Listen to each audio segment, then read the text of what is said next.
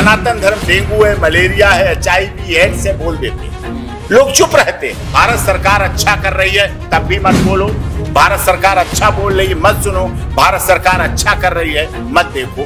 सिर्फ आप उस महिला को इस्लाम महिला मानने को बोरका में रखते हैं और उसी बोरका में चलने वाली महिला को हलाला जवाब कराते हैं। इतनी संख्या में अगर मंदिर थे, आज वहां मंदिर इतने रह गए, क्या कारण? उस समय भारत पाकिस्तान के बंटवारे के समय अगर वहां हिंदू इतने थे, आज हिंदू इतने रह गए। योगी जी जब बोलते हैं बटोगे तो कट जाओगे, तो कंट्रोवर्सी नहीं, वो सच्चाई। अजय जी, आपका नाम आए और एक बहुत चर्चित और सबके जुबान पर जो छाया हुआ था उस टाइम, सीमा हैदर, पाकिस्तान से सीमा पार करके आई सीमा हैदर, उसका केस आपने लड़ा और आपने भी अपने हाथों में राखी दिखाई, उसमें से एक राखी सीमा हैदर की भी। ना उम्र की सीमा हो, ना जन्म का हो बंधन, बन जाओ मीत मेरी, मेरी प्रीति अमर कर दो।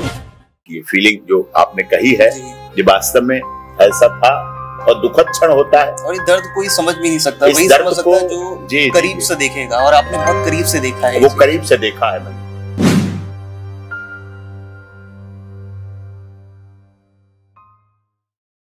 भारत के चर्चित निर्भया कांड से तो आप वाकिफ होंगे। राजधानी दिल्ली की दौड़ती सड़कों पर एक पैरामेडिकल छात्रा की एक बस में गैंगरेप करके हत्या कर दी गई और उसको दिल्ली की सड़कों पर फेंक दिया गया।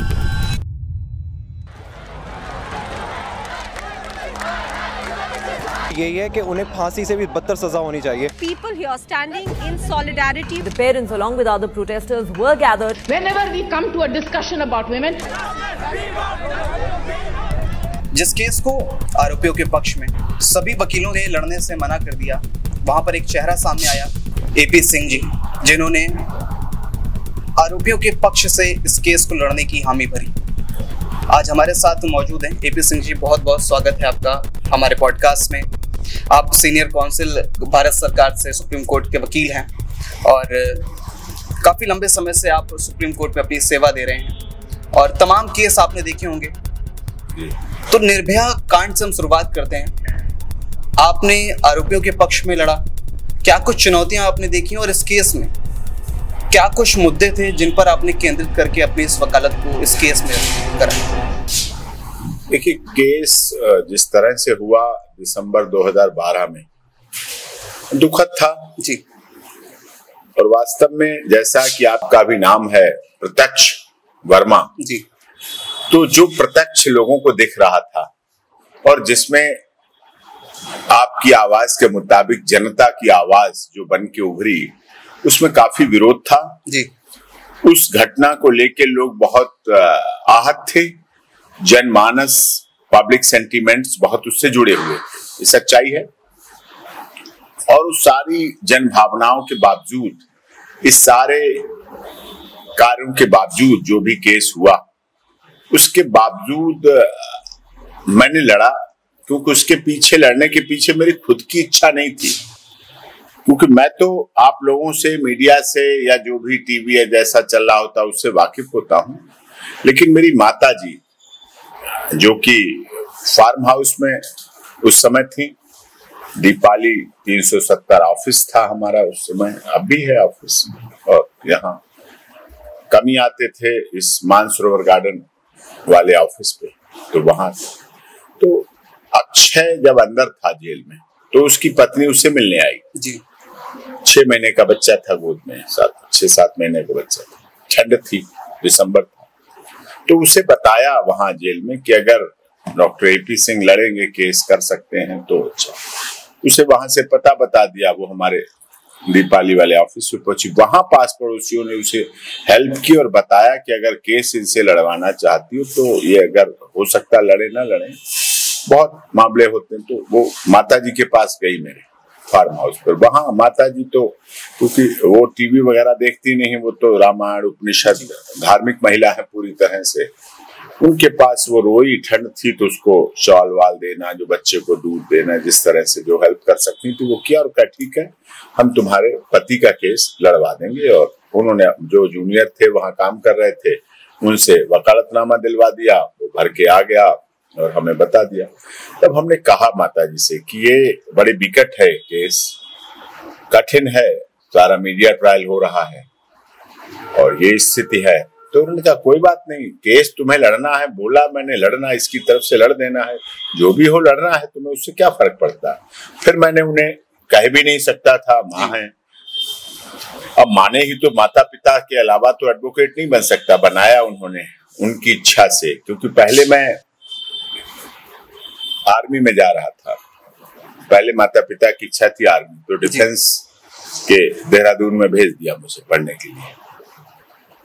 माँ को अच्छा नहीं लगा, पिता को भी अच्छा नहीं लगा मेरे बिना, घर में छोटा था, बच्चा था, उन्होंने मुझे वापस बुला लिया कि नहीं, जो पढ़ना यहीं पढ़ना, साथ रह के पढ़ना, और ऐसे पढ़ना ऐसे पढ़ना। तो पढ़ता रहा। फिर पिताजी मेरे पुलिस अधिकारी थे, उन्होंने फिर कहा कि नहीं, अभी न्याय के लिए जरूरत है, कोर्ट में लोगों को न्याय नहीं मिल पा रहा है, इसके लिए वकील बनोगे तो ठीक रहेगा, लगेगा मुझे भी न्याय मिल पाया। तो लोग न्याय के लिए मैं लड़ा, क्योंकि कई लोग कह देते थे पुलिस वालों की संतानें उतनी अच्छी नहीं निकलती जितनी और प्रोफेशन वालों की निकलती है, लेकिन मैंने ये बात साबित की। मेरे पिताजी बहुत ही धार्मिक स्वभाव के रहे और उन्होंने भी सर्विस को छोड़ा और उसके बाद पूर्ण रूप से धार्मिक रूप में आए। माताजी भी मेरी पूरी धार्मिक है, सनातन पद्धति के अनुसार पूरी तरह से कार्य करती हैं, और उसके आधार पर उन्होंने, फिर मैंने केस को प्रोसीड किया। और बचपन में मेरी माँ ने सिखाया था, पिता ने सिखाया था, सिलेबस में था, सामने पहाड़ हो, सिंह की दहाड़ हो, तुम कभी डरो नहीं, तुम कभी झुको नहीं। मैंने उसको अमल में लाया। मेरे माता पिता मुझे बचपन में, एक और मेरी माँ गाती थी, डरे हुए को अभय दान दो, भूखे को अनाज का दान, प्यासे को जलदान करो, अपमानित को आदर सम्मान, ग्रह विहीन को दो ग्रह दान, वस्त्रहीन को वस्त्र दान दो, रोगी को औषधि का दान। तो इस तरह से पूजा के 12 फूल वो अपने गीत में गुनगुनाती थी जी। और उन्होंने मुझे सिखाया, और मुझे लगा भी जीवन में कि यदि पूजा के ये 12 फूल अगर आप किसी व्यक्ति की सहायता कर देते हैं, रोगी को औषधि दे देते हैं, अनपढ़ को विद्या दे देते हैं, विषदग्रस्त को आसरा दे देते हैं, डरे हुए को अभय दान दे देते हैं, भूखे को अनाज का दान, प्यासे को जलदान कर, तो निश्चित तौर पर आपको फिर मंदिर, मस्जिद, गुरुद्वारा, गिरजाघर जाने की जरूरत नहीं रह जाती। और इस बात को मैंने अपने जीवन में अमल में लाया, वो सफलता रही और उसका कारण है, और उस आधार पर मैंने उसको केस को पूरी तरह से लड़ा। अजय प्रकाश जी, आपकी बातों से लग रहा है कि आपकी माँ का बहुत महत्वपूर्ण योगदान था आपकी इस यात्रा में।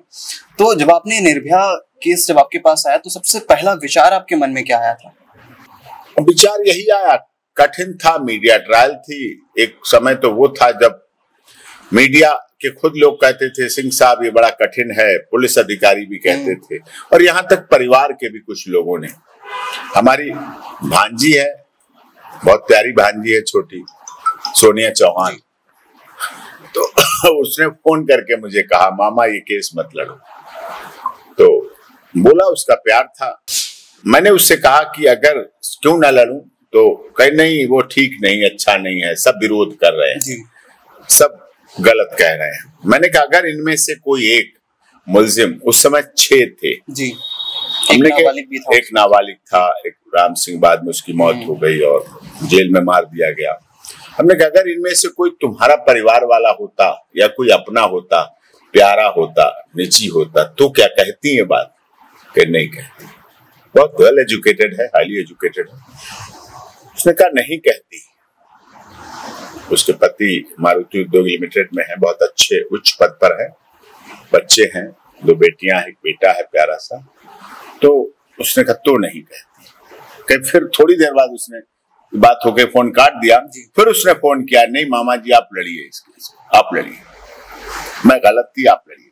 मैंने लड़ा और धन्यवाद करता हूं उन परिवारों का, चाहे अक्षय ठाकुर हो, चाहे विनय शर्मा हो, चाहे पवन कुमार गुप्ता हो, चाहे मुकेश हो, चाहे वो जुवेनाइल हो। उन्होंने विश्वास किया मुझ पर। जुवेनाइल आज अच्छे काम कर रहा है, अच्छा एक्सपोर्ट हाउस चला रहा है, बहुत बढ़िया तरह से रह रहा है जुवेनाइल। और वो परिवार के लोग भी आते हैं जाते हैं, पवन की बहन हो या विनय शर्मा की बहन हो, राखियां आज भी बनती हैं और उनकी राखियों को मैं पूरे साल बांध के रखता हूँ। उनकी राखियों, सबकी राखियां जन्माष्टमी के बाद खुल जाती हैं, लेकिन वो परिवार ऐसे हैं जिनकी राखियों को, जिन बहनों को, जिन्होंने अपने भाइयों को नहीं रक्षाबंधन के लिए रख सकी, लेकिन मैंने उन राखियों को रखता हूं और उनके साथ बराबर वो आज भी हमारे यहाँ आते हैं जाते हैं सम्मान के साथ। अक्षय ठाकुर की पत्नी ग्रामीण स्तर पर राजनीति में आई, मुखिया और उस पद पर पहुंची और वर्तमान में राजनीति में है और बहुत अच्छी सफलता। उसका बेटा आगे पढ़ रहा है, बढ़ रहा है और वो आगे कार्य हो रहा है। अजय जी, आप डिफेंस पे जाना चाहते थे, फिर आपके पिताजी हैं, उन्होंने आपको वकालत में एक होप दिखाई।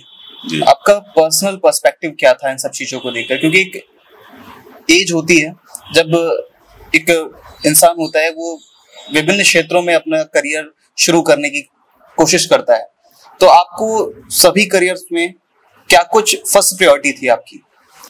देखिए, बच्चा तो मिट्टी के जैसे कुम्हार की मिट्टी होती उस तरह से होता है। जैसे चाहे कुम्हार उसको मटका बना देता है, गुल्लक बना देता है, दिया बना देता है, किसी तरह भी बना देता है। तो बच्चा तो उस कुम्हार की मिट्टी की तरह, कच्ची मिट्टी की तरह होता है। जैसे चाहे उसे परिवार वाले और जैसे चाहे उसे मोड़ने वाले मोड़ देते हैं। तो ये चीज है। ऐसे आप लोगों के न्यूज चैनल 24 घंटे मेहनत करते हैं। क्यों? क्योंकि सच्चाई पहुंचा सके, सत्यता पहुंचा सके, ब्रेकिंग की भागती दुनिया से अलग हटकर व्यक्ति के अंदर की बात को पहुंचा सकें लोगों तक, जो लोगों तक नहीं पहुंची होती है। क्योंकि ये इंटरव्यू डिफरेंट है सुप्रीम कोर्ट के बाहर केस को लेके की गई एक इंटरव्यू से अलग है। वहां तो उस केस की बात भीड़ भगदड़ भागा भागी वो एक अलग है। तो ये जो चीज है, इसी तरह से बच्चे का जीवन होता है और जो माता पिता चाहते हैं उसका परिदृश्य दिखता है।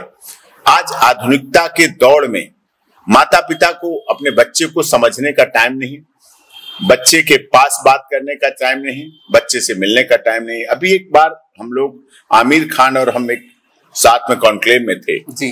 बड़ा कलाकार आमिर खान, जब उनसे बच्चों के लिए पूछा गया कि आपके बच्चे क्या करते हैं, क्या कैसे क्या कर रहे हैं, उनकी आंखों में आंसू आ गए, रो पड़े, बहुत देर तक भावुक हो गए। बाद में उन्होंने बताया कि मैं सच्चाई बताऊंगा मैं क्यों रोया। उन्होंने कहा मैं अपने बच्चों को बढ़ते हुए नहीं देख पाया। उस समय पैसे की भागा भाग, बहुत अधिक कमाई और धन और सब टाइम और शूटिंग ये वो, कि मैंने बच्चों को बढ़ते नहीं देखा। जब मेरे बच्चे मुझसे बड़े हो गए तब मुझे दिखे कि ये तो मेरे बच्चे हैं, ये तो मेरे बच्चे। तो माता पिता को आधुनिकता की दौड़ से हटकर बच्चों के साथ रहना चाहिए और बच्चों को अपना रूप देना चाहिए। एक श्रवण कुमार भी किसी माँ बाप का बच्चा ही था जो आज का उदाहरण है। बचपन में महात्मा गांधी जी ने, जब मोहनदास करमचंद थे, गांधी थे, उन्होंने बचपन में राजा हरिश्चंद्र की फिल्म बायोस्कोप पर देखी थी और राजा सत्यवादी हरिश्चंद्र की शिक्षा महात्मा गांधी के जीवन में उस बायोस्कोप से लेकर कहां तक पहुंच गई, बहुत दूर तक पहुंच गई, बहुत ऊंचाई तक पहुंच गई। गौतम बुद्ध की कहानी कि महात्मा बुद्ध एक जंगल से जा रहे थे और वहां पर अंगुलीमाल डाकू मिला। अंगुलीमाल डाकू ने कहा ठहर जा, क्योंकि अंगुलीमाल डाकू मारता था, काटता था और एक उंगली काट के गले में लटका लेता था और घूमता रहता था, वाहवाही दिखाता था, मैं इतने लोगों को मार चुका हूं। महात्मा बुद्ध अपने एक शिष्य के साथ जा रहे थे। महात्मा बुद्ध को बोला अंगुलीमाल डाकू ने ठहर जा। महात्मा बुद्ध ने तुरंत उसका रिफ्लेक्शन किया, मैं तो ठहर गया, तू कब ठहरेगा? अंगुलीमाल डाकू तू कब ठहरेगा? उनके जीवन का भय वाला था वातावरण कि अब तो मारा जाऊंगा। शिष्य डर रहा था, लेकिन उनकी एक बात ने, उनके एक विचार ने, उनके एक भाव ने, एक भावना ने उस डाकू अंगुलीमाल डाकू को उनका अनुचर बना दिया और सेवक बना दिया। उसके बाद उसने हत्या, लूट मार, डकैती सब छोड़कर महात्मा बुद्ध के साथ हो लिया। तो जीवन में बाद में लोग कहते हैं माता पिता मेरा बच्चा मेरी सुनता नहीं है, बाद में कहते हैं मेरा बच्चा मेरी बात नहीं मानता, मेरी बेटी नहीं बात मानती, मेरा बेटा। ऐसा नहीं है। अगर आप अपने साइकिल की तीली, जैसे साइकिल का पहिया होता है उसमें तीलियां हैं, सब तीलियों का रोल है, तभी वो रिम रुका हुआ है। रिम अकेले नहीं रुक पाएगा, रिम नहीं रुक पाएगा तो ट्यूब और टायर क्या करेगा? कुछ नहीं कर पाएगा। तो साइकिल की तीली अगर एक भी निकलती है, टूटती है, तो वो खड़ खड़ खड़ खड़ करती रहती है। तो इसलिए सबको संभाल के रखना चाहिए। परिवार की सभी तीलियों को जब आप परिवार के पूरे सामंजस्य से चलेंगे तो वो उसका प्रतिफल आपके बच्चे में मिलेगा और बच्चा जब माता पिता की आवाज बच्चे में आ जाती है, चेहरे की शक्ल बच्चे में आ जाती है, किस उम्र में उसके पिता के बाल हल्के हुए थे उसी उम्र में उसके भी बाल हल्के हो जाएंगे, बोलते हैं लोग, अनुवंशीय बोलते हैं। तो जब इतना सब कुछ हो सकता है तो क्यों नहीं वो एक अच्छा बच्चा बन सकता। मैं इसलिए कह रहा हूं क्योंकि आज देश में बलात्कार आज भी हो रहे हैं, निर्भया केस के बाद भी बलात्कार हुए। क्या बलात्कारी पाकिस्तान से आते हैं? पाकिस्तान से तो आतंकवादी आते हैं। मैं आतंकवाद को तो मान लेता हूं क्योंकि आतंकवाद पाकिस्तान पैदा करता है, बड़ा करता है, पालता है, पोसता है और बेच देता है। बलात्कारी तो पाकिस्तान से नहीं आते हैं, बलात्कारी तो चाइना से नहीं आते हैं। बलात्कारी जो बनते हैं दरिंदे, बलात्कारी दरिंदे, वो तो आपके यहीं के हैं। तो उन युवकों को जन्म से तो कोई बलात्कारी नहीं है, पेट में तो कोई बलात्कारी नहीं पैदा हो रहा, वो 5, 6 साल, 8 साल, 9 साल का बच्चा हो रहा, तब तो बलात्कारी नहीं है, तब तो एक बेटा है, लाडला बेटा है, राजकुमार है। हर मां चाहती है उसका बेटा सिकंदर बने, हर मां चाहती है, हर माता पिता चाहते हैं उसका बच्चा चाहे 6 हो चाहे 12 हो, चाहे राबड़ी देवी जी के कितने बच्चे, लेकिन चाहती वो भी नहीं लालू यादव कि उनके बच्चे बड़े हों, अच्छे आए, राजनीति में आए, सामाजिक जीवन में। लेकिन क्यों बनते हैं? वो कौन सी परिस्थितियां हैं जिनकी वजह से वो युवक और युवती में फर्क हो जाता है और एक बलात्कारी बन जाता है। और उन्हीं बहन बेटियां जो हमारे घरों की है, हमारे परिवारों की, हमारे समाज का अंग है, उनका वो दरिंदा बन जाता है और बाद में उसे लोग चाहे आर्जिकर हॉस्पिटल जैसा कोलकाता रेप केस में फांसी की मांग हो, चाहे राजस्थान के केस हो, चाहे और हो, बहुत से केस हुए हैं, गुड़िया का हुआ, जम्मू कश्मीर में का हुआ, इस तरह से कई घटनाएं ऐसी हुई, दुखद हुई।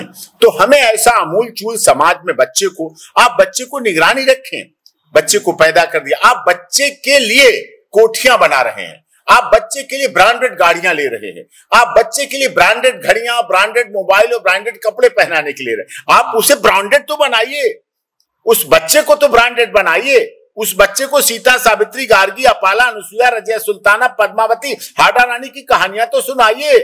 उस बच्चे को नेताजी सुभाष चंद्र बोस, चंद्रशेखर आजाद, रामप्रसाद बिस्मिल, रोशन सिंह, अशफाक उल्लाह खां की कहानियां तो सुनाइए। जब आप उसे बदलेंगे, उसे सुनाएंगे तो कहां रह जाएगा बलात्कारी।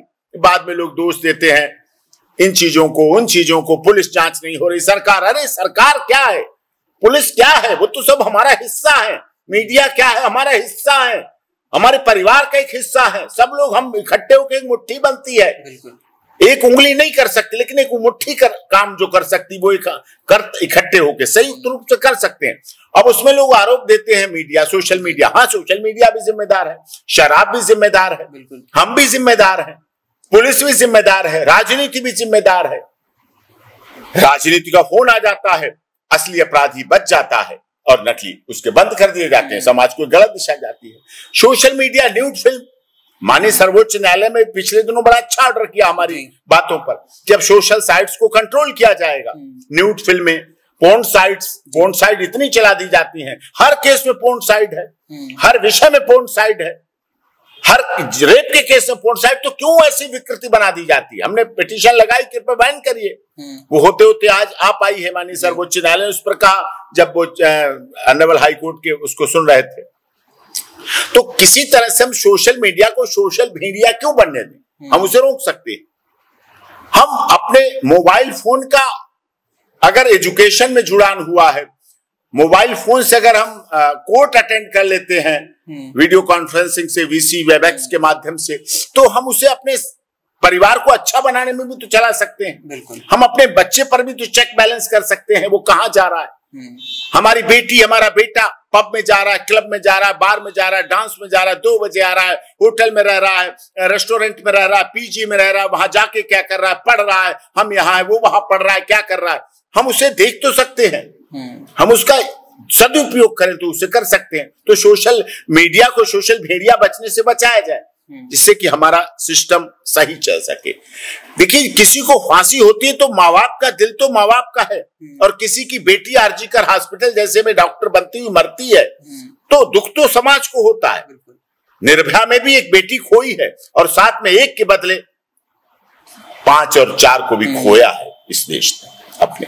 उनका उपयोग हो सकता था, उनका सदुपयोग हो सकता था, लेकिन नहीं। तो ये जो परिस्थितियां हैं, ऐसी परिस्थितियों के लिए हमें तैयार रहना चाहिए। हमें मजबूत होना चाहिए, हमें अपने सामाजिक ढांचे को, ताने बाने को, हम भारत रत्न देते हैं, पद्मश्री देते हैं, खेल रत्न देते हैं, खेल के, व्यापार के, बिजनेस के बहुत बड़े बड़े पुरस्कार हम देते हैं, राष्ट्रीय स्तर पर सरकारें देती हैं। क्या हम ऐसा नहीं कर सकते कि स्कूल की शिक्षा से जब 8वीं 9वीं के बाद बच्चे बच्चियां बड़े होते हैं, जब इस तरफ उनमें ढलान सेक्स के प्रति उनका इंटरेस्ट और सेक्स एजुकेशन के प्रति, तो हम सेक्स एजुकेशन को ओपन कर सकते हैं, जो छुपी हुई है, जो गर्त में है, उसे बता सकते हैं।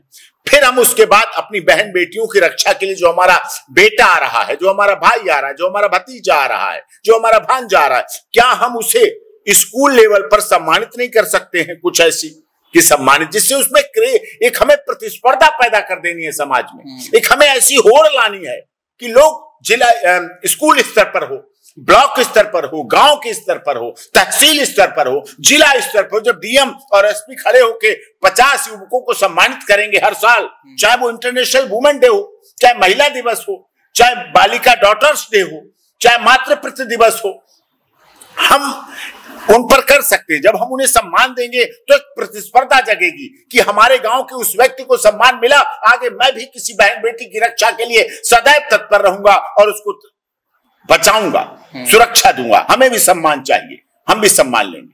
तो एक प्रतिस्पर्धा हो सकती है। आज प्रतिस्पर्धा किस तरह पड़ रही है? आप 14 फरवरी को देखते हैं, वैलेंटाइन डे, आज वैलेंटाइन डे में प्रतिस्पर्धा बढ़ रही है। वो वैलेंटाइन, उसके 2 वैलेंटाइन, उसके 4 वैलेंटाइन, उसकी 6 वैलेंटाइन, उसकी 4 गर्लफ्रेंड, उसके 4 बॉयफ्रेंड, उसके 6 बॉयफ्रेंड, उसके 8 बॉयफ्रेंड, उसके 9 गर्लफ्रेंड। क्या है?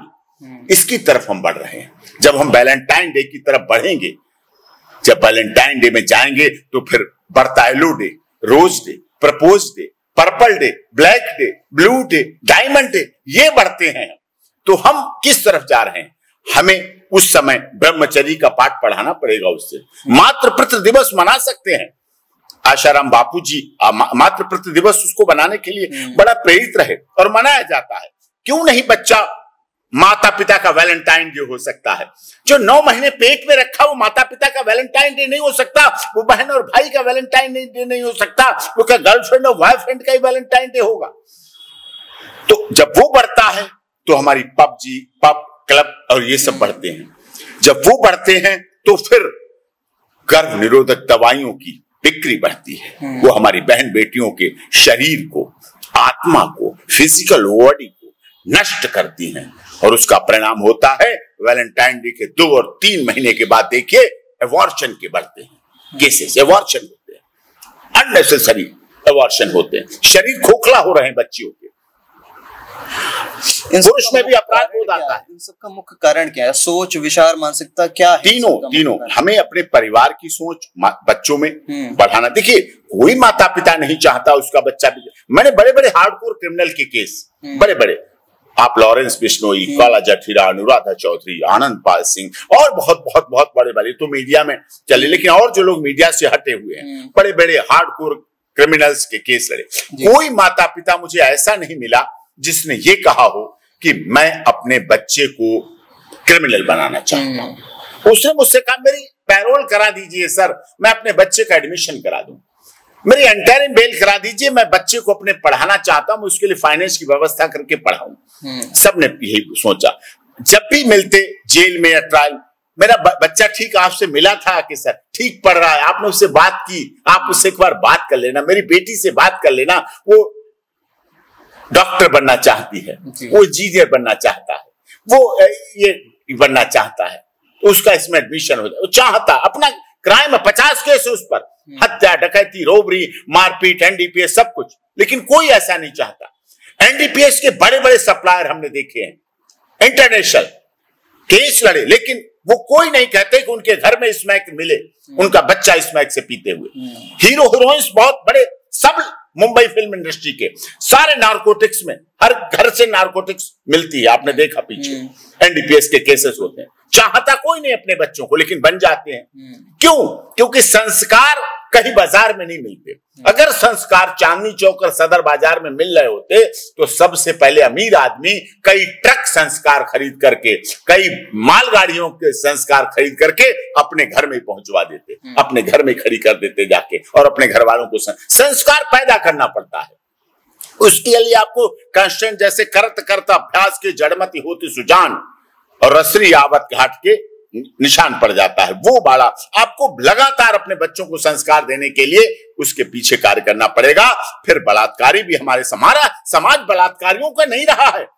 हमारा तो रक्षाबंधन, भैया दूज, ये ईद, होली, दिवाली, ये त्योहार मनाते हैं। पाश्चात्य सभ्यता हमारे यहाँ आई, पाश्चात्य सभ्यता हावी होती चली गई और ये हमें समस्याएं मिलती चली गई। 1997 से आप सुप्रीम कोर्ट में वकालत कर रहे हैं, तो क्या कुछ चुनौतियां अभी तक आपने फेस करी हैं? सभी केसों में चुनौतियां हैं। तो कोई ऐसा केस जो आपको अभी तक हमेशा अन्य केसों पर याद आता हो कि उस चुनौती को आपने बहुत कठिनाइयों से सामना किया, कोई एक ऐसा? नहीं, मैं उतना उस समय तक केस में, जब तक केस चलता है उसमें पूरी तरह से लगन के साथ किसान आंदोलन हुआ जी। 3 दिन लगातार सुप्रीम कोर्ट में बहस हुई। तो हमारा पूरा स्टाफ, हमारे एडवोकेट, हमारे सब कुछ 3 दिन लगातार दिन में कोर्ट में रहना होता था और रात भर उस पर रिसर्च करना, सब काम करना। तो हुआ सफलता आखिरी दिन। बिल्कुल जज साहब को भी लगा कि डॉक्टर एपी सिंह बहुत थक चुके हैं। तीसरे दिन उन्होंने उठा के, जब मैंने कहा कि सर शिवराज सिंह चौहान जी लागू करने जा रहे हैं, मुख्यमंत्री थे तत्कालीन उस समय, हमने कहा लागू करने जा रहे हैं, तो उन्होंने कहा नहीं, हम स्टे दे रहे हैं। और अनिश्चित काल के लिए उन्होंने 3 कानूनों पर स्टे दिया। तो सर्वोच्च न्यायालय की जीत थी, देश के किसानों की जीत थी। क्योंकि किसान, जब तक दुखी किसान रहेगा धरती पर तूफान रहेगा, भारतीय जनता पार्टी का नारा भी था। हमने बचपन में दीवारों पे लिखा था, सुखी रहेगा अगर किसान तभी बनेगा देश महान। तो इस आधार पर बाद में मोदी जी ने दरियादिली दिखाई और किसान बिल वापस ले लिए, रिपील कर लिए। तो वो केस रहे बहुत ऐसे। ये रहा संत रामपाल दास जी महाराज बरवाला कांड हुआ, 950 लोगों पे देशद्रोह लगा दिया गया। सोचिए, 950 लोग, उनमें से 14 लोग बच्चे उम्र के, उन पर भी देशद्रोह लगा दिया। लेकिन वो रहने वाले कहाँ थे? नेपाल के। वो नेपाल के आए हुए। लेकिन इस प्रोसेस को प्रूव करने में हमें टाइम तो लगा, लेकिन कोर्ट में हमने कहा कि क्या नेपाल के नागरिक भी भारत में देशद्रोह कर सकते हैं? जब भारत के नागरिक ही नहीं तो देशद्रोह का, जब देश ही नहीं है हमारा तो देशद्रोह किस बात का? बाद में वो डिस्चार्ज हुए, हटे। लेकिन वो कठिन था, पल कठिन था। मुझे सुबह अर्ली मॉर्निंग 4 बजे यहाँ से निकलना होता था और हिसार में उसका ट्रायल चलता था। 950 मुलजिम थे, तो जेल में ही कोर्ट लगती थी। ऑनरेबल जज साहब जेल में पहुंचते थे, एसपी साहब जेल में, पब्लिक प्रोसिक्यूटर जेल में, डिफेंस हम लोग पहुंचते थे जेल में और मुलजिम वहीं होते थे। पूरे दिन कोर्ट चलती थी। जेल में ही नाश्ता का खाना खाते थे, जेल में 4 बजे की चाय पीते थे और जेल से ही रात को वापस शाम को जैसे कंक्लूड होके कोर्ट आते थे। लगातार केस चला, पूरे दिन चला। कठिन परिस्थितियां थी। गायत्री मिशन संस्थान परिवार का केस, जो आपने कहा कठिन परिस्थितियां, जिन केस को नहीं भूल सकता। गायत्री मिशन संस्थान परिवार का केस जब मैं लड़ रहा था, कोरोना था, कोरोना काल चल रहा था, मैं भी कोरोना से सफर कर रहा था, कोरोना से उबर चुका था। लेकिन दवाएं कोरोना के बाद इतनी कमजोरी हो जाती है कि स्थिति नहीं थी। यहाँ हमारे बाकायदा डेक्सट्रोज चढ़ती थी हाथों में, डॉक्टर यहाँ चढ़ाते थे। मुझे पहुंचना था, उनकी बड़ी आशा थी, शिकायतकर्ता की तरफ से थे, कंप्लेनेंट की तरफ, पीड़िता की बेटी की तरफ से थे। हाईकोर्ट में सुनवाई हो रही थी। उस समय तक ये वीडियो कॉन्फ्रेंसिंग बहुत अच्छा सेटअप बन नहीं पाया था। वेबएक्स का शुरुआती दौर था, शुरुआत में तो फिजिकल ही चल रहा था। तो कैसे कैसे कोर्ट खुली, इमरजेंसी कोर्ट खुली। और तो उस समय मैं डॉक्टर के साथ, कंपाउंडर के साथ गाड़ी में नैनीताल हाई कोर्ट पहुंचा। कोर्ट के जाने से पहले मुझे लगाया गया इंजेक्शन, इंट्रावेनस दिया गया, दवाएं ली। और जो हाई कोर्ट की थोड़ी सी चढ़ाई है, वहां थोड़ा सा चढ़ के ऊपर जाना पड़ता है। चढ़ने में मुझे ऐसा लग रहा था मैं अब अगले कदम दम तोड़ दूंगा, नहीं चढ़ पाऊंगा। लिफ्ट नहीं थी, लिफ्ट नहीं है वहां। तो किसी तरह से मैं चढ़ के ऊपर पहुंचा। सांस फूल रही थी। कोर्ट पहुंचा, कोर्ट में जाके आर्गुमेंट की, अपने पक्ष में केस को किया, सफलता हासिल हुई। सांस फूल रही थी। वापस आके, उस समय होटल सारे बंद थे, वो दृश्य याद करिए, होटल सारे बंद थे, कोई होटल नहीं, कोई दुकानें नहीं, कोई रेस्टोरेंट नहीं, कहीं कुछ खाने को नहीं मिलने वाला था। केवल फल वल जो हम अपने यहाँ से दिल्ली से लेके गए थे गाड़ी में, बस उसी आधार पर हमने वापस आके फिर मैं लेट गया। फिर इंट्रावेनस इंजेक्शन और ग्लूकोज के साथ दवाएं चली, काफी देर लेटा रहा, उसके बाद फिर वापस दिल्ली आ गया भी और वापस भी आ गया। तो वो एक कटिबद्धता थी, वो एक जीवंतता थी, वो एक सवाल था। ऐसा एक घटना जो मैं नहीं भूल सकता, मेरे बड़े बहनोई की मृत्यु हुई, मैं कोर्ट में था जी, आर्गुमेंट चल रही थी, डॉरी डेथ का केस था, एक डॉरी डेथ की बेल चल रही थी जी। तो फोन आया, हमारे जूनियर एडवोकेट ने फोन सुना, बाहर जाके सुना और जाके बताया, तो एकदम तो शॉक लगा, लेकिन मैं बोलता रहा उतनी देर, और बोलने के बाद वापस हटके जज साहब को लगा, फिर मैंने लास्ट में उन्हें बता दिया सुनने के बाद कि ओके ओके ठीक, आप जाइए, हम इसको ऑर्डर कर देंगे और इसको कर देंगे, सब कुछ कर देंगे, ठीक आप जाइए। तो वो दृश्य था, एक भावुक करने वाला दृश्य था, आज भी भावुकता को ला देता है कि किस तरह से कार्य के प्रति। तो मुझे उस समय लग रहा था चलो बहनोई तो नहीं रहे, अंतिम संस्कार होगा, हमें सब लोगों को ले जाके करना था। बहन के हमारी भांजी है जो अकेली है, लेकिन वो मैंने दृश्य देखा और खुद फील किया कि कैसे कैसे लोग करते होंगे। मैं तो एक उसका मैंने दूसरा पहलू लिया, मैं तो एडवोकेट हूं, ठीक है, बहस कर दी, आखिरी मोमेंट पे पता चला, जज साहब ने भी कोऑपरेट किया कि कोई बात नहीं, ऐसी बात हो गई तो आप जाइए, बेल ऑर्डर इनको बोल दो कि हाँ बेल मैंने कर दी और बेल भरा लेंगे, सब हो गया, ठीक, छूट गया। लेकिन जो मेरा भाव वहां था, वही भाव रिश्ते तो सब जगह हैं, जो जेल में रह रहे लोग हैं, जब उनका कोई रिश्तेदार मरता होगा, जब उनके किसी रिश्तेदार की खबर मिलती होगी, तो क्या फीलिंग आती होगी उनके दिल में, क्या सोच बनती होगी। ना वो रो पाते होंगे, ना वो खड़े रह पाते होंगे, ना वो खा पाते होंगे, ना वो पी पाते होंगे, ना कोई इस तरह की फीलिंग जो आपने कही है, ये वास्तव में ऐसा था और दुखद क्षण होता है। और ये दर्द कोई समझ भी नहीं सकता, वही समझ सकता है जो करीब से देखेगा, और आपने बहुत करीब से देखा है, वो करीब से देखा है मैंने। लेकिन मैंने उस समय एकदम ऐसा नहीं किया एकदम छोड़ दूं, होपलेस हो जाऊं, तो धैर्य रखना चाहिए, एक विश्वास रखना चाहिए, सहनशीलता होनी चाहिए, उसको सहन करने की शक्ति, सहनशीलता के तहत मैंने सहन किया उस दर्द को। वहां से मैं वापस सीधे जहां उनकी डेथ हुई थी हॉस्पिटल में, बस दारापुर हॉस्पिटल में, वहां पहुंचा। बहन थी हमारी, भांजी थी, भांजी दामाद थे, उनकी डेड बॉडी को लेके आया, अंतिम संस्कार किया, जो कुछ कर सकता था। फोन उस समय भी अटेंड किया कि हाँ रिलीज हो गया, वो व्यक्ति रिलीज हो गए, छूट गए। तो दोनों परिस्थितियां, परिवार की जिम्मेदारी और कोर्ट में उस क्लाइंट की जिम्मेदारी जो हम पर ब्लाइंड भरोसा करता है, जो हम पर अंधा विश्वास करता है। क्योंकि लोग डॉक्टर और वकील को क्यों मानते हैं भगवान। अभी पीछे देश के महामहिम राष्ट्रपति जी द्रौपदी मुर्मू जी का एक कार्यक्रम था माननीय सर्वोच्च न्यायालय में। उन्होंने कही ये बात कि मेरे उड़ीसा में, जब मैं बचपन से देखती चली आ रही हूं, उड़ीसा से हैं वो, तो उन्होंने कहा कि मैं 3 लोगों को भगवान मानते थे। पहला डॉक्टर, दूसरा टीचर और तीसरा लॉयर।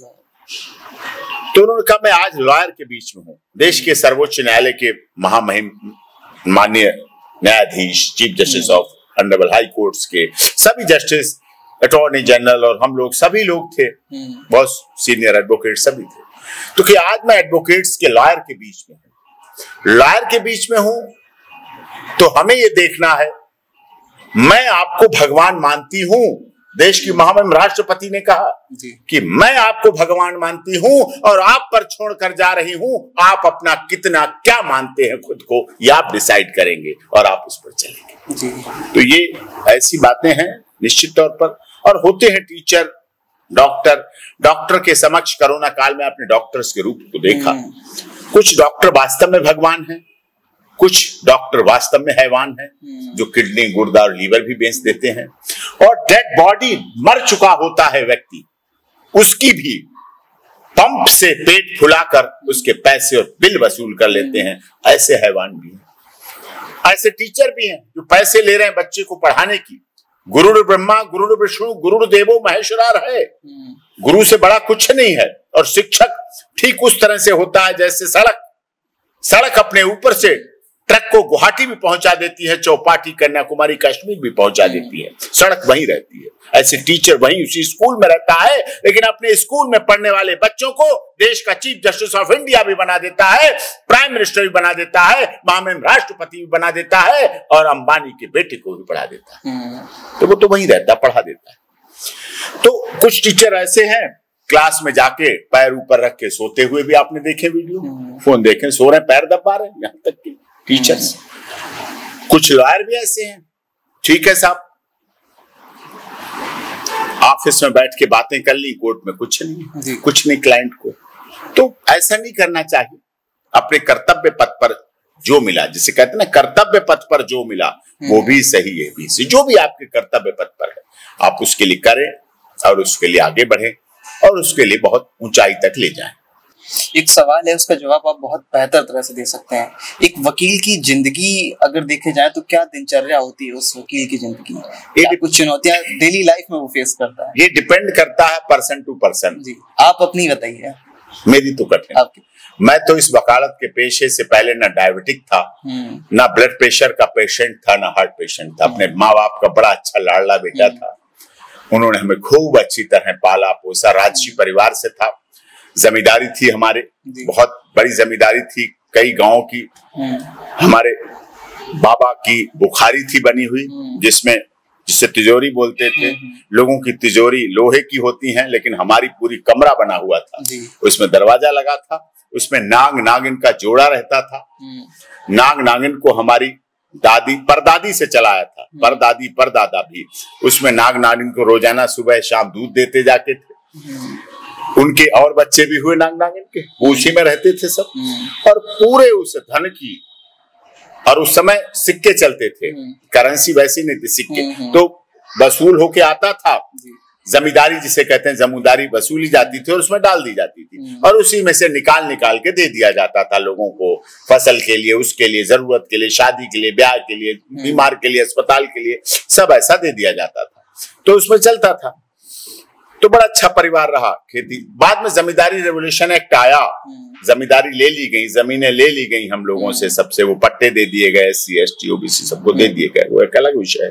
लेकिन फिर भी आज भी चौपाल, आज भी वो मकान, आज भी वो ककैया की ईंट के बने हुए बहुत विशाल विशाल, सब इन बातों को याद दिलाते हैं और सच्चाई को बताते हैं यादें हैं फिर भी। लेकिन बहुत अच्छे लाड़ प्यार से पला। लेकिन वकालत की दिनचर्या के बाद अनियमित दिनचर्या है। अगर आप बहुत अधिक, जैसे कहते हैं ना, hard work and poverty never go together, ऐसे मैं मानता हूं hard work and unsuccess never go together. जब आप कठिन परिश्रम करते हैं तो असफलता और कठिन परिश्रम में दुश्मनी है। जहां कठिन परिश्रम होगा वहां असफलता नहीं होगी, और जहां असफलता होगी वहां आलस्यपन होगा, वहां कठिन परिश्रम नहीं होगा। तो उस कठिन परिश्रम में, उस सारे कार्य करने में जो चीजें मैंने फेस की, डायबिटिक हो गया, खाना जाता चैम्बर में रखा रहता, गाड़ी में रखा रहता, वापस आ जाता, गर्मी के दिनों में पूरा खराब हो लेता, और खराब होके माँ बाप को दुख होता। तो माँ बाप को, परिवार वालों को दुख होता, खाना नहीं खाया। फिर मैंने उसका दूसरा उपाय निकाला। घर पहुंचने से पहले मैं खाना निकाल के गाय को कहीं किसी को डाल के अपना टिफिन तो खाली करके कम से कम ले जाता था। एक झूठ ऐसा जो मुझे तो आहत कर रहा था, वो झूठ अंदर से खोखला कर देता था, लेकिन कम से कम परिवार के अन्य सदस्यों को तो आहत नहीं करता। वो सब सोचते आज भोजन नहीं किया, लंच नहीं किया, लंच नहीं किया, लंच नहीं किया। तो उससे ये रहता। पानी, अब लिस्ट है कोर्ट के केसों की, घुसने के बाद 4:30 तक कैसे बीत जाता है, 4:30 बजे का समय पता नहीं चलता। तो भागते रहते, दौड़ते रहते, इस केस कभी इधर कभी इस पर। वही हाल होता है जैसे गीत है, घुंघरू की तरह बजता ही रहा हूं मैं, कभी इस पग में कभी उस पग में बंधता ही रहा हूं मैं। और घुंघरू तो बजता ही रहता है, कभी आज शाम होटल हयात में हो रहा है, कभी अशोका में हो रहा है, दी कॉन्टिनेंटल में हो रहा है प्रोग्राम, स्टेज पे घुंघरू बज रहा है। दर्शक तालियां बजा रहे हैं, खुश हो रहे हैं, कलाकार की तारीफ कर रहे हैं, लेकिन शरीर उसको झेल रहा होता है।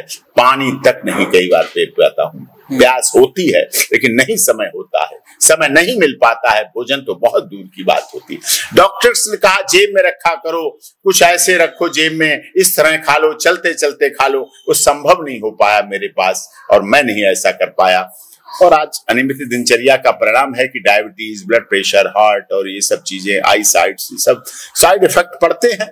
लेकिन हाँ, जब इतिहास 2017-18 के बाद से आज 24 चल रही है, लिखा जाएगा इन 26-27 सालों का वकालत का जब लिखा जाएगा तो निश्चित तौर पर डॉक्टर एपी सिंह का नाम इसलिए याद किया जाएगा कि उन्होंने कर्तव्य पथ पर जो भी मिला उसको सही माना और उनके ऑफिस में जो भी पहुंचा वकालत के लिए उन्होंने उसकी सहायता की और उसके लिए केस लड़ा। परिस्थितियां कुछ भी रही हों, आलोचनाएं कुछ भी रही हूं, कई बार आलोचना, निर्भया केस में आलोचना, फिर कई केसों में इतनी तारीफ हो जाती है। किसान आंदोलन में कनाडा, वहां शबनम सलीम का केस था, 7 लोगों की हत्या का आरोप था शबनम सलीम पे, लास्ट मूवमेंट था, सुप्रीम कोर्ट डिसमिस कर चुका, राष्ट्रपति उनकी याचिका डिसमिस कर चुका, सब जगह से डिसमिस हो गई। जब उसका बेटा ताज मोहम्मद हमारे पास आया, हम लेके उसे ऑनरेबल गवर्नर साहब, महामहिम गवर्नर आनंदीबेन जी उत्तर प्रदेश की, वहां उनके पास लेके गए, याचिका लगाई। जब याचिका लगाई तो वो हमारे निर्भया केस के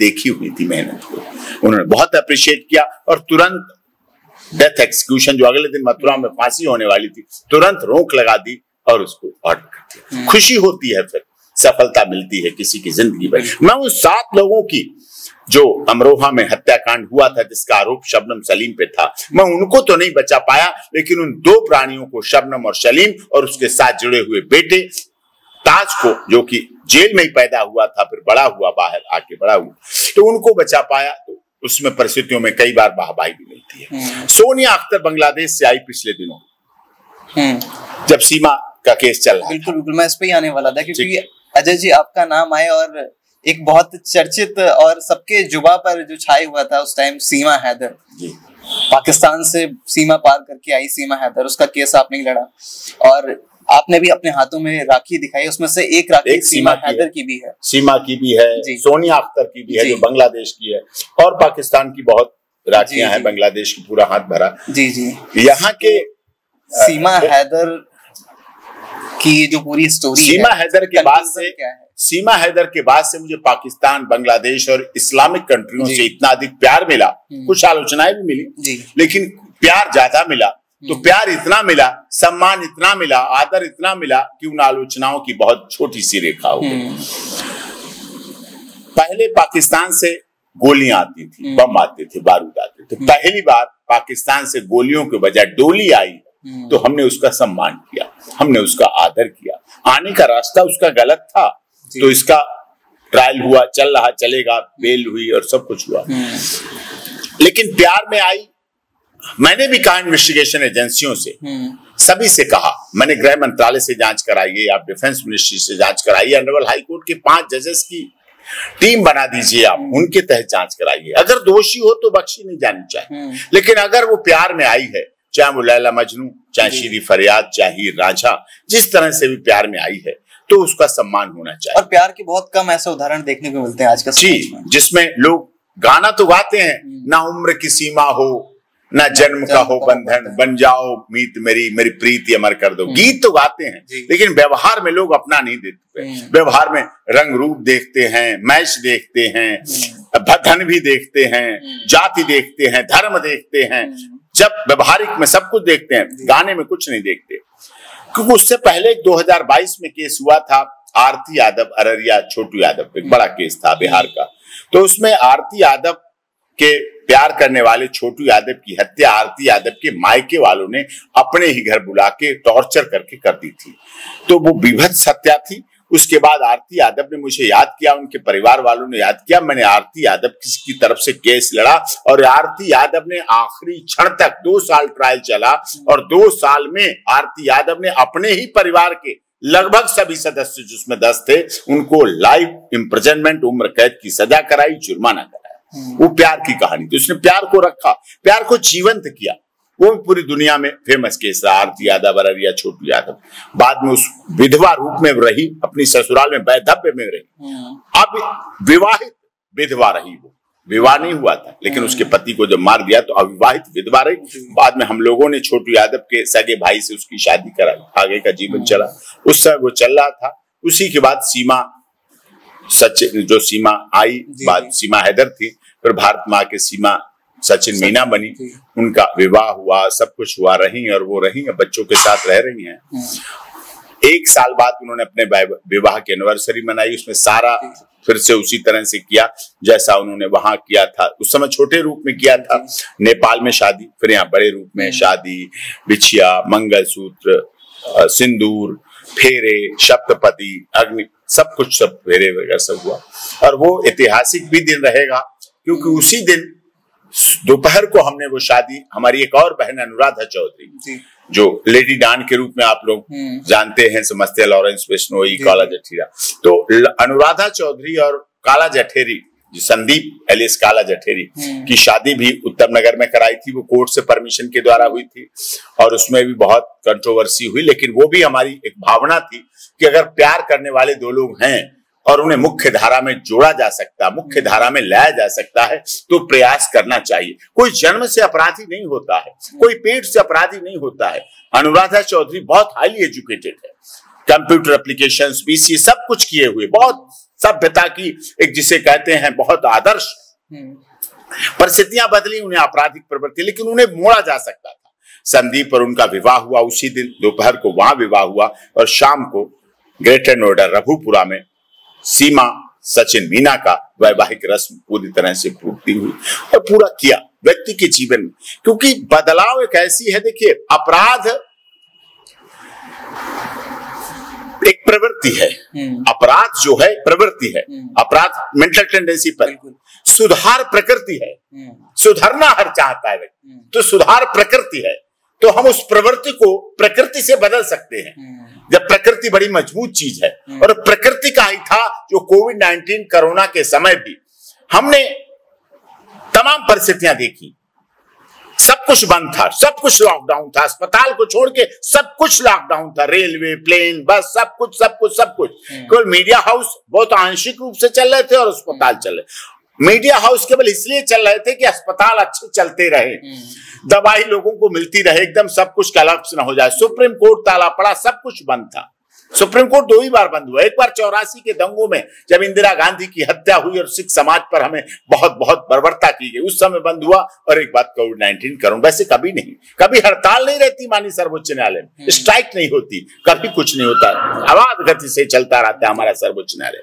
लेकिन 2 परिस्थितियां केसेस कितने पड़े हुए, क्योंकि काफी लिस्ट है पेंडिंग, बहुत लंबी केसेस लिस्ट है। और बड़े दुख के साथ कहना पड़ रहा है, हमारे देश के माननीय चीफ जस्टिस ऑफ इंडिया को देश के माननीय प्रधानमंत्री मोदी जी के सामने आंखों में आंसू आ गए उनके, उन पेंडेंसी को देख के। हमारे वर्तमान के चीफ जस्टिस ऑफ इंडिया और पहले के और जो आगे, सभी बड़े सतर्क हैं, बड़े जागरूक हैं, ज्वलंत हैं, जीवंत हैं। सुप्रीम कोर्ट बहुत गंभीरता से न गूंगी है। लोग कहते कानून की देवी पट्टी बंधी हुई है, कानून की देवी पर बेशक पट्टी बंधी हुई है, लेकिन माननीय सर्वोच्च न्यायालय और हमारे देश के ऑनरेबल हाई कोर्ट जीवंत है, ज्वलंत है, जागृत हैं, सुनते भी हैं, बोलते भी हैं। और आपने कई ऐसे विषय देखे जहां उन्हें 100 मोटो नोटिस लेना पड़ता है, वहां भी उसको लेकर के करते हैं और उसकी करते हैं सुनवाई। यही सीमा सचिन मीना का भी केस था, लोगों ने बहुत प्यार दिया, सम्मान दिया। जब अब तो वो सारे त्योहार मना चुकी है अपने देश के, सब सनातन पद्धति, उसने सनातन धर्म ग्रहण किया, रक्षाबंधन किया, भैया दूज और गणतंत्र दिवस, स्वतंत्रता दिवस, सारे त्योहार, होली, दिवाली, यूट्यूब चैनल भी स्टार्ट कर दिया है। हाँ, यूट्यूब चैनल भी है उनका, और निश्चित तौर पर क्रिएटिविटी है, कार्य करती है, और लोगों ने बहुत प्यार दिया, देश के लोगों ने बहुत सम्मान दिया, बहुत आदर दिया, जो इतना मैं समझता हूँ आदर पाकिस्तान जो हमारा भारत की पहचान है। हाँ, भारत, उसने कहा भी कि मैं जब इस देश में आई तो मैं वहीं पाकिस्तान में देखती थी। मैंने कहा क्या तुम्हें लगा? कहीं मैं इसीलिए आई क्योंकि यहाँ बेटी बचाओ बेटी पढ़ाओ बोला ही नहीं जाता, करके दिखाया जाता है। योगी जी का प्रदेश इतना अच्छा है कि लॉ एंड ऑर्डर मेंटेन रहता है। मोदी जी के विचार, मोदी जी की वैश्य, मोदी जी से पाकिस्तान में बहुत फैन फॉलोइंग है मोदी जी की, योगी जी को बहुत चाहते हैं। और उसने एक बात मुझे बताई कि जब आप भैया यहाँ सुप्रीम कोर्ट में ट्रिपल तलाक का केस लड़ रहे थे, क्योंकि दुनिया के 56 देश हैं इस्लामिक देश, किसी भी देश में ट्रिपल तलाक क्वेश्चन नहीं है, सब में ट्रिपल तलाक लागू। ट्रिपल तलाक इतना अभिशाप है इस्लाम मानने वाली महिलाओं पर, जो हमारी इस्लाम को मानने वाली बहनें हैं, बेटियां हैं, माएं हैं, चाची ताई, पेट में 2-2 बच्चों को, गर्भावस्था में 2-2 जुड़वा बच्चों को लेके, उन्हें पति शराब पी के या अपने दूसरी बीवी के चक्कर में चुटकी बजा के तलाक तलाक बोल के घर से बाहर निकाल देता है। उनका सपनों का घर, उनका सपनों का महल, बेडरूम, ड्राइंग रूम, किचन, सब कुछ टूट जाता है, विच्छिन्न हो जाता है, खत्म हो जाता है। वो सड़क पर आ जाती हैं केवल इस काले कानून की तरफ से। शरीयत जिसे कहते हैं, महिलाओं का सम्मान किस तरह का है। एक तरफ आप उस महिला को, इस्लाम महिला मानने को बोरका में रखते हैं और उसी बोरका में चलने वाली महिला को हलाला जवाब कराते हैं। जब हलाला के दौर से वो महिला गुजरती है, क्या बीतती होगी उस महिला पर, क्या होता होगा उसके जीवन पर, क्या होता होगा उसके शरीर पर, क्या होता हो उसका आत्मा तो अजर है, अमर है, अविनाशी है, क्या बीतता होगा। लेकिन ये कानून, हमने उसके लिए लड़ाई लड़ी, ट्रिपल तलाक को भारत से क्वैश करा दिया, खत्म करा दिया, और उसका परिणाम हुआ भारत की बेटी बचाओ बेटी पढ़ाओ और इस्लाम के प्रति सम्मान का भाव। जब बांग्लादेश में भी अस्थिरता का माहौल आया तो वहां की राष्ट्रपति, वहां की प्रधानमंत्री जी शेख हसीना जी भारत आई। 56 इस्लामिक देश नहीं, उनका जहाज सीधे इंडिया में लैंड किया। उनका जहाज सऊदी अरब, ईरान, इराक, जिद्दा, लेबनान, तेहरान, अफगानिस्तान और पाकिस्तान और बांग्लादेश नहीं गया, उनका जहाज सीधे भारत में आया। उन्हें पता है भारत रक्षा करना जानता है, भारत सम्मान करना जानता है महिलाओं का। तो ये एक हमारी परंपरा रही है, इसका परिणाम हमें दुनिया के देशों में मिलता है। हम सोने की चिड़िया, जगत गुरु बनने की तरफ बहुत अधिक अग्रसर है, बहुत अधिक आगे बढ़ रहे हैं। दिख रहा है पाकिस्तान ने 14 अगस्त विभाजन की विभीषिका को हमने देखा है। आज भी हम हर साल 14 अगस्त विभाजन की विभीषिका को मनाते हैं। कैसे कैसे हमारे हिंदू लोगों की गाड़ियां पूरी लाशों से भरकर पाकिस्तान ने भेज दी थी, अटारी बॉर्डर को पार करा दी थी, पूरे एक ड्राइवर के अलावा सारी लाशों से भरी पड़ी थी गाड़ियां। ये क्या था माहौल, ये किस तरह से किया। और यही कारण है कि जिस समय भारत पाकिस्तान का बंटवारा हुआ तो वहां कितने मंदिर थे, वहां बहुत, इतनी संख्या में अगर मंदिर थे, आज वहां मंदिर इतने रह गए। क्या कारण है। उस समय भारत पाकिस्तान के बंटवारे के समय अगर वहां हिंदू इतने थे, आज हिंदू इतने रह गए। क्यों। यही बांग्लादेश का हाल है। बांग्लादेश हमसे अलग हुआ, हमारा खंड भारत था। भारत, पाकिस्तान, अफगानिस्तान, बांग्लादेश, बर्मा, मलाया, श्रीलंका, नेपाल, सब हम एक थे। लेकिन आज हम बंटते गए और कटते गए। बाद में योगी जी जब बोलते हैं बटोगे तो कट जाओगे, तो कंट्रोवर्सी नहीं, वो सच्चाई है। वो सच्चाई है। हम जितना बटते जाते हैं हम उतना अलग होते चले जाते हैं। अब समय विभाजन की विभीषिका आपने देखी, बांग्लादेश में अभी आपने देखा 1 करोड़ से अधिक हिंदू रहता था। 9 लाख के करीब भारत से छात्र गए हुए थे पढ़ने के लिए। क्या उनके साथ बीती, क्या उन्होंने किया, क्या अपना, क्या मजहब ये दिखाता है। हमारे भारत में तो मजहब नहीं सिखाता, आपस में बैर रखना, हिंदी है, वतन है, हिंदुस्तान हमारा, ये सिखाया गया। और वहां उन्होंने अपनी प्रधानमंत्री की, अपनी महिला प्रधानमंत्री की ब्रा और पैंटीज को हवा में लहराने का काम किया, पेटीकोट को हवा में लहराने का काम किया। ये उनकी दकियानूसी, ये विचारधारा थी। भारत महिलाओं का सम्मान करता है। और भारत में आजादी के समय कितनी मस्जिद थी। आज भारत में, अगर आजादी के समय भारत में इतनी मस्जिद थी, आज मस्जिदें इतनी हो चुकी हैं। भारत की आजादी के समय अगर इतने मुस्लिम थे, आज भारत में इतने हो चुके हैं। क्यों। हम दुनिया में आज जितनी मस्जिदें हमारे पास है भारत में, ना उतनी लेबनान में है, ना तेहरान में है, ना जिद्दा में है, ना सऊदी अरब में है, ना अमीरात में है, ना ईरान में है, ना इराक में है, ना पाकिस्तान में है, ना अफगानिस्तान में है, कहीं नहीं इतनी। भारत मंदिर भी बनाता है, मस्जिद भी बनाता है, गिरजाघर भी बनाता है, गुरुद्वारा भी बनाता है, सबके लिए करता है। इसीलिए हमारे देश के प्रधानमंत्री मोदी जी बोलते हैं सबका साथ, सबका विकास और सबका विश्वास का नारा हम दिखाते हैं। जब हमारे देश की भारत सरकार G20 के सम्मेलन करती है, दुनिया का बड़े देश आते हैं, तब हम कहते हैं one earth one family one future, क्योंकि हमारा वसुधैव कुटुंबकम का उद्घोष प्रारंभ से रहा है, शुरुआत से रहा है वसुधैव कुटुंबकम। हमने वसुधैव कुटुंब को अपने जीवन में जिया है। सर्वे भवन्तु सुखना सर्वे सन्तु निरामया हमारे जीवन की धारा। हमारे यहाँ जब नवरात्रों में हवन यहाँ होगा, इस ऑफिस में हवन होगा, तो हम दरवाजे सब खिड़कियां खोल देंगे। हवन सामग्री की ऊर्जा को, प्रवाह को सब जगह जाने दीजिए। हम अंत में नारा ये नहीं लगाएंगे कि डॉक्टर एपी सिंह के बच्चे, नाती, पोते, बेटे, बहू का कल्याण हो। हम वहां कहेंगे धर्म की जीत हो, अधर्म का नाश हो, विश्व का कल्याण हो, प्राणियों में सद्भावना हो। हम इस नारे से अपने वातावरण को गुंजा देते हैं। हम विश्व के कल्याण की कामना करते हैं, हम प्राणियों में सद्भावना की काम करते हैं। हमारी भावना सर्वे भवन्तु सुखना सर्वे सन्तु निरामया है। हम बहुजन हिताय बहुजन सुखाय की कामना करते हैं। हम सर्वजन हिताय की भावना लेकर चलते हैं। हमारी भावना ये है। हम सोने की चिड़िया जगत गुरु तब कहे जाते हैं। अहिंसा का नारा हमारे देश के father of nation Mahatma Gandhi ने अहिंसा का नारा पूरी दुनिया को दिया। पूरी दुनिया के सामने एक धोती पहन के व्यक्ति एक डंडा लेकर पहन के और गीता और घड़ी लेकर और एक बकरी लेकर चलने वाला देश का ऐसा father of nation Mahatma Gandhi ने अहिंसा का नारा पूरी दुनिया को दिखा दिया। और वो उन्हें मिला था बचपन में राजा हरिश्चंद्र की घटना से। तो बचपन का प्रभाव देश पर पड़ता है। मोदी जी का प्रभाव पूरे देश ने देखा।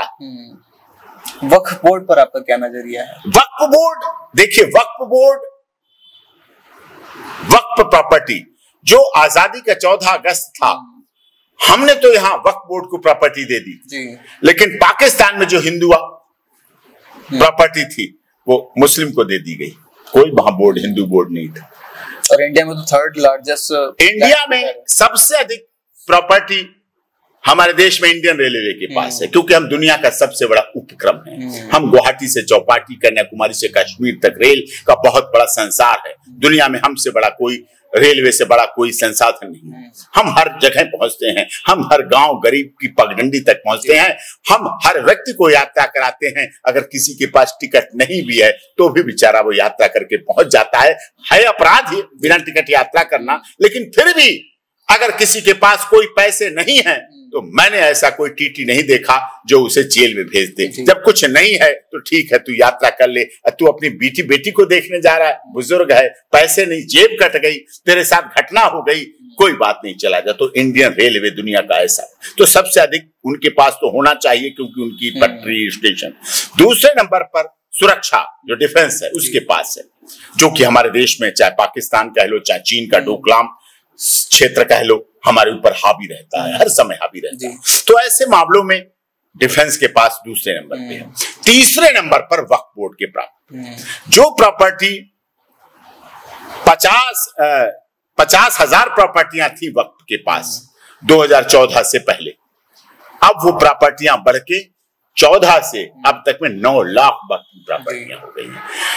जब 2014 का शुरुआती जनवरी फरवरी का महीना था, 2014 फरवरी का महीना, केंद्र सरकार ने दिल्ली की बेशकीमती 1 दर्जन से अधिक प्रॉपर्टी वक्फ को दे दी। उसके बाद मोदी जी की सरकार आई, केजरीवाल जी करोड़ों रुपए वक्फ को देते हैं। चलिए उनका राजनीतिक मुद्दा है, मैं उस बात को नहीं कहता, लेकिन वक्फ की प्रॉपर्टी का दुख ये है, ना तो वहां खसरे की जरूरत, ना खतौने की जरूरत, ना इंतकाम की जरूरत, ना तहसील की रिपोर्ट की जरूरत, ना कानून गो की जरूरत, ना एडीएम की जरूरत, ना रजिस्ट्रार की जरूरत, किसी कागज की जरूरत नहीं जिसपे कह दे वक्फ वही सत्य है, कोई अटल सत्य है। ये नहीं होना चाहिए, ये नहीं होना चाहिए। कानून से चलना चाहिए, कानून की विचारधारा के साथ चलना चाहिए। एक आखिरी सवाल, देश में बलात्कार, डकैती, हत्या, ये सब चीजें तेजी से बढ़ रही हैं, तो देश के युवा, देश के भविष्य को क्या संदेश और किस तरह से इन चीजों पर लगाम लगाई जा सके? एक तो जो अपराध है हमारे यहाँ का, अपराध का राजनीतिकरण हो जाता है। अगर वो आरजीकर हॉस्पिटल में एक डॉक्टरनी के साथ होता है तो हमारे इंडी गठबंधन के लोग चुप हो जाते हैं। वो कहते हैं नहीं ये तो ममता दीदी क्या हो, इसलिए हम नहीं बोलेंगे, अखिलेश जी नहीं बोलेंगे, राहुल जी नहीं बोलेंगे। जब हाथरस प्रकरण हुआ, हाथरस प्रकरण हुआ, रेप प्रकरण, हमने वो केस लड़ा और जीता। 22 बरी हुए उसमें, 2 अलीगढ़ ने ट्रायल किया, अलीगढ़ की special fast track CBI trial किया। और लेकिन पहले जब हाथरस केस हुआ तो राहुल जी, प्रियंका जी, लड़की हूं, लड़ सकती हूं, सारे लोगों ने पर्यटन स्थल बना के हाथरस पहुंच गए और वहां सब कुछ देखा आपने। लेकिन जब 22 बरी हमने कराया उस समय जातिगत रंग दे दिया गया। उस समय योगी जी के प्रथम शासनकाल को इस्तीफा दो के नाम से बोला जाने लगा, लेकिन हमने वो लड़ा, वो किया। अभी हाथरस में नारायण साकार हरि के घटना हुई, जो भी गैस स्प्रे करके, जहरीला स्प्रे करके लोगों को मौत के घाट उतारा गया, उसकी अभी जांच चल रही है, मैटर सब जुडिस है। उसमें भी हुआ, दोनों केसों में, दोनों हाथरस में हुए और दोनों में लड़ा और दोनों में लड़ रहा हूं। एक में 22 बरी कराया, दूसरा लड़ रहा हूं। हुआ क्या, दोनों केसों में कहा गया योगी जी इस्तीफा दें, योगी जी इस्तीफा दें, मतलब केस से मुख्यमंत्री को जोड़ दिया जाता है। ममता बनर्जी का इस्तीफा मांगने इंडी गठबंधन नहीं गया। राजस्थान में कोई घटना होती महिला के साथ, मतलब अपराधी को जाति, धर्म, क्षेत्र, भाषा, संप्रदाय, किस राजनीतिक दल का शासन, उससे जोड़ दिया। मैं मानता हूं अपराधी की ना कोई जाति, धर्म, क्षेत्र, भाषा, संप्रदाय होता है। अपराधी अपराधी होता है और उसको दंड मिलना चाहिए और अपराध की प्रवृत्ति होना चाहिए। लेकिन इस देश में क्या है, सनातन को, सनातन धर्म डेंगू है, मलेरिया है, HIV एड्स से बोल देते हैं, लोग चुप रहते हैं। नरेंद्र गिरी जी की सुसाइड किया उन्होंने, टॉर्चर किया गया प्रयागराज लेटे हनुमान जी। मध्य प्रदेश में कंप्यूटर बाबा का केस मैंने लड़ा, एक जातिगत बना के निशाना बनाया गया उनपे। मैं इंदौर गया, बेल कराई, लड़ा केस, इंदौर जेल में सब कुछ किया। डेरा सच्चा सौदा को, डेरा सच्चा सौदा की सारी अच्छाइयां जो उन्होंने मानवता, भाईचारा, भलाई, ब्लड डोनेशन और दवाएं और राहत सामग्री और मुख्य धारा में जोड़ना और बेटी बचाओ और सब कुछ, सफाई स्वच्छता अभियान जो भी किया डेरा सच्चा सौदा ने, उसको बदनाम कर दिया गया, उनको आरोप लगा दिए गए। मतलब अच्छाइयों को विलुप्त कर देते हैं उस झूठ के आगे, और झूठ जब तक अपने को सच साबित कर सकता है तब तक देर हो जाती है। इसीलिए बलात्कार की जो घटनाएं हैं उनका राजनीतिकरण हो जाता है। अयोध्या में अगर होती है तो समाजवादी पार्टी वाला करता है तो चुप, हाथरस में हो जाती है तो सारे तेज। कहां क्या बोलना है ये गलत है। अपराधी अपराधी है, उसको राजनीतिक संरक्षण नहीं मिलना चाहिए, उसको राजनीतिक प्रश्रय नहीं मिलना चाहिए। ये अति आवश्यक और महत्वपूर्ण है। अच्छा कार्य कोई करे उसकी अच्छाइयों को भी काउंट करिए। नारायण साकार हरि जी ने जिस तरह से मानवता, भाईचारा, मानव धर्म सत्य था, सत्य है और सत्य रहेगा, इस पर आधारित अपना किया है जीवन। कोई चंदा चढ़ावा दान पात्र नहीं है, वहां कोई जातिगत भावना नहीं है, कोई ऊंच नीच की भावना नहीं है। तो उन्होंने सत्यता के आधार पर किया तो उसे अप्रिशिएट करना चाहिए।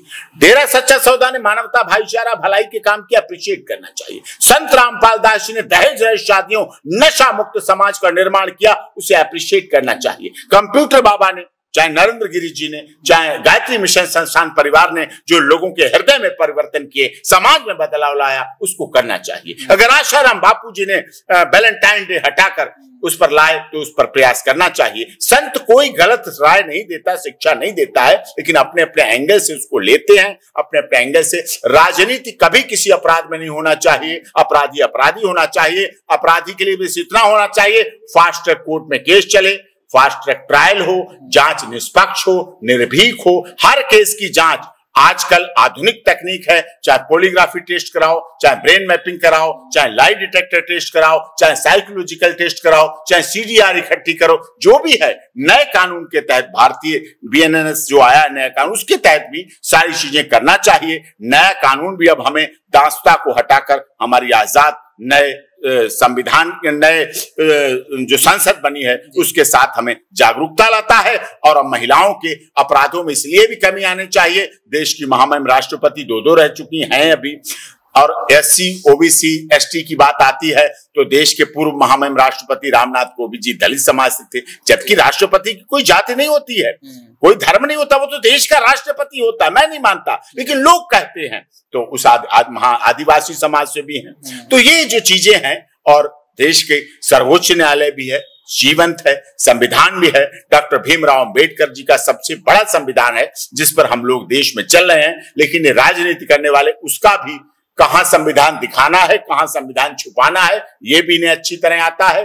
और जो राज्य सरकारें अच्छी तरह काम कर रही हैं, होता क्या है, पहले महात्मा गांधी जी ने 3 बंदर दिखाए थे हमें, बुरा मत बोलो, बुरा मत सुनो, बुरा मत देखो। अब कुछ लोग क्या कर रहे हैं, भारत सरकार अच्छा कर रही है तब भी मत बोलो, भारत सरकार अच्छा बोल रही है मत सुनो, भारत सरकार अच्छा कर रही है मत देखो। उनका ये भाव है और ये भाव हटना चाहिए। और इस भाव से अलग हटकर देखिए, सुधार तो तारीफ तो करना चाहिए। अगर राहुल गांधी जी ने यात्रा निकाली, कन्याकुमारी से कश्मीर तक गए, तो तारीफ करनी चाहिए, तारीफ बनती है। एक चांदी के चम्मच लेने वाला युवक जिसे पप्पू पप्पू कह देते थे, उसने यात्रा निकाली और वहां तक पहुंचा है, समर्थन मिला, लोगों का जनमानस मिला, उनको गंभीरता से लोगों ने लेना शुरू किया और उनकी विचारधारा के साथ जुड़ना शुरू किया। तो ये प्रभाव है, प्रसार है, इस पर अमल करना चाहिए। अजय प्रकाश जी, बहुत बहुत धन्यवाद हमारे साथ बात करने के लिए। आपके दर्शकों को भी धन्यवाद, आपकी पूरी टीम को जो इसको इंटरव्यू को कवर करने में लगी, और जो दर्शक हैं, आप बहुत अच्छे व्यक्ति हैं। प्रत्यक्ष वर्मा आपका नाम है, आपका चैनल आवाज देता है, आवाज ले जाता है जनता की, उसी आधार पर है। और सबको बहुत बहुत धन्यवाद। बहुत बहुत धन्यवाद।